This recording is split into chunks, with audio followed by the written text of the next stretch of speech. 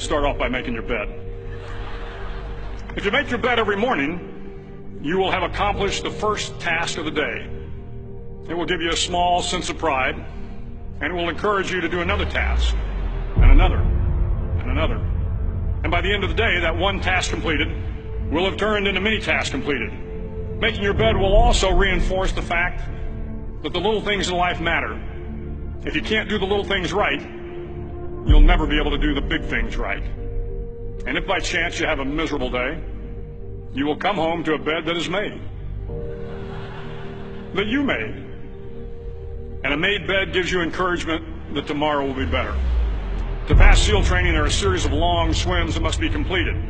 One is the night swim. Before the swim, the instructors joyfully brief the students on all the species of sharks that inhabit the waters off San Clemente. They assure you, however, that no student has ever been eaten by a shark, at least not that they can remember. But you are also taught that if a shark begins to circle your position, stand your ground. Do not swim away. Do not act afraid.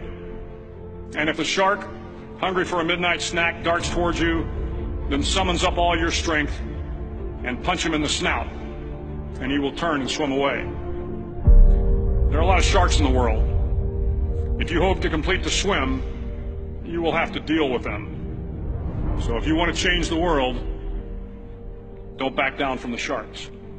Over a few weeks of difficult training, my SEAL class, which started with 150 men, was down to just 42. There were now 6 boat crews of 7 men each. I was in the boat with the tall guys, but the best boat crew we had was made up of the little guys, the Munchkin crew, we called them. No one was over 5'5". The Munchkin boat crew had 1 American Indian, 1 African American, 1 Polish American, 1 Greek American, 1 Italian American, and 2 tough kids from the Midwest. They out-paddled, outran, and outswam all the other boat crews. The big men in the other boat crews would always make good-natured fun of the tiny little flippers the Munchkins put on their tiny little feet prior to every swim. But somehow these little guys from every corner of the nation and the world always had the last laugh, swimming faster than everyone and reaching the shore long before the rest of us.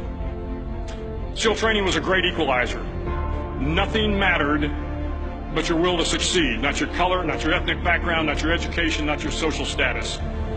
If you want to change the world, measure a person by the size of their heart, not by the size of their flippers.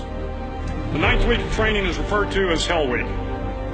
It is 6 days of no sleep, constant physical and mental harassment, and 1 special day at the Mud Flats. The Mud Flats are an area between San Diego and Tijuana where the water runs off and creates the Tijuana Sloughs, a swampy patch of terrain where the mud will engulf you. It is on Wednesday of Hell Week that you paddle down to the Mud Flats and spend the next 15 hours trying to survive the freezing cold, the howling wind, and the incessant pressure to quit from the instructors. As the sun began to set that Wednesday evening, my training class, having committed some egregious infraction to rules, was ordered into the mud. The mud consumed each man till there was nothing visible but our heads. The instructors told us we could leave the mud if only 5 men would quit. Only 5 men, just 5 men, and we could get out of the oppressive cold.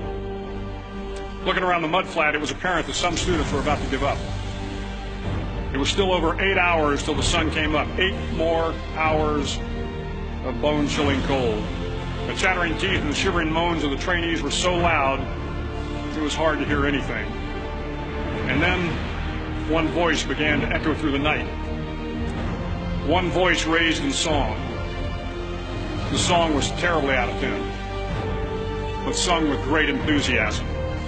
One voice became 2, and 2 became 3, and before long, everyone in the class was singing.